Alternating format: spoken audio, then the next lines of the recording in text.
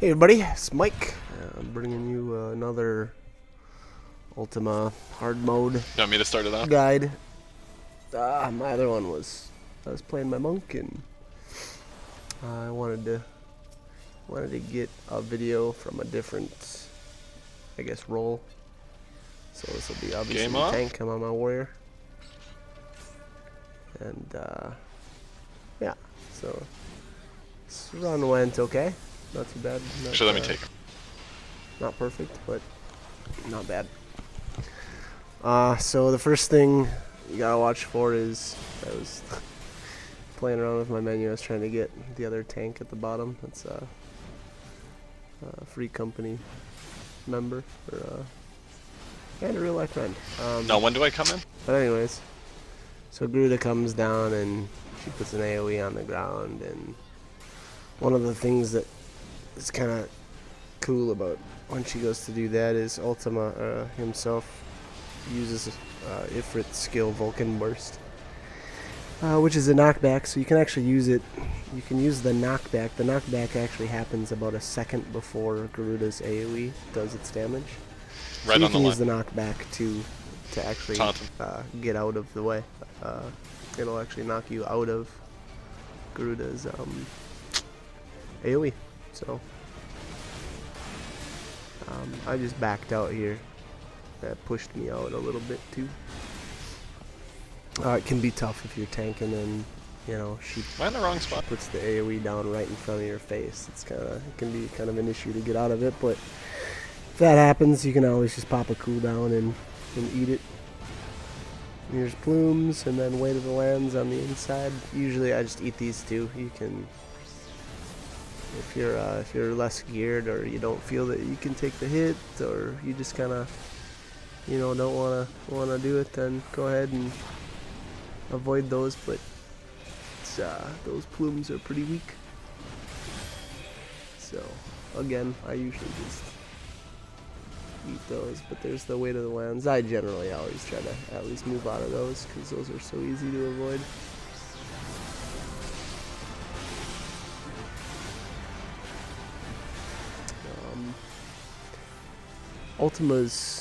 None of Ultima's skills, and I don't know why they made it like that, but none of Ultima's skills can be blocked or parried. So he just is going to be slamming you the whole time. Again, I don't really know why they did that. Maybe to put warriors and paladins on a more even keel? I don't know. Seems silly. But whatever. His auto attacks are pretty weak. I don't know, I'm getting hit for about 1,000, which is meh, you know, whatever, not a big deal. It's later on, he starts to hit I don't like his hard. aim. He adds in Diffractive Laser, which hits it quite a bit harder. That skill he just uses called Tank Purge. It hits everybody, no matter where you're standing. Nigga, they better heal me. And then here's probably the Jesus. trickiest part of the first phase. I don't know if, well, I guess I don't know how you want to break this up into phases or not, or whatnot, but Ifrit charges across the battlefield as well as puts plumes on the ground. I think it's Really? pretty easy to avoid, but I don't know, whatever. Sometimes people have problems with them. Jesus. Here we tried to tank at angles. The idea is to tank at different angles so that when one tank provokes off the other, he doesn't use a diffractive laser on and catch both of you. Because that's a lot of damage that you don't really need to take. So I don't recommend walking in front of the other tank when you go to do a tank swap. I think if you come in from the side, I think it's just a better idea. There's more plumes and more of Ifrit coming to say hello. You can walk right into those right after they explode. If you know the timing on them, it looks like you're in them and you should take damage, but you won't. Then here's the first set of orbs. These ones again are pretty easy. Everybody just stacks up, and the damage is just distributed among the players inside the blast radius. So you know, some only at one stack. off tanks like to just take an orb by themselves, but I don't know. I don't think that's the best way to do it. I think if you know it's coming because Ultima uses a skill called Etheric Boom, and it'll just knock you back, and it'll knock you back based on where you are in relation to Ultima himself. So with a little practice, you can just take the Tell me when to knockback hollow and ground too. I still don't have that shit. join everybody. You know, if everybody kind of is behind him, you can get knocked straight back, and then you can be there to take the orb damage with everybody else. Again, I don't feel that it's necessary for the off tank to go it alone. You know, I know it's a pretty common strategy here. Our tank went down. I don't know if you didn't. I don't think you used cooldowns. I knew I was fucked there. Diffractive laser, because that's about the time that he starts using the laser. And so yeah, so I just took over. That was probably about 3 stacks. Started going to town.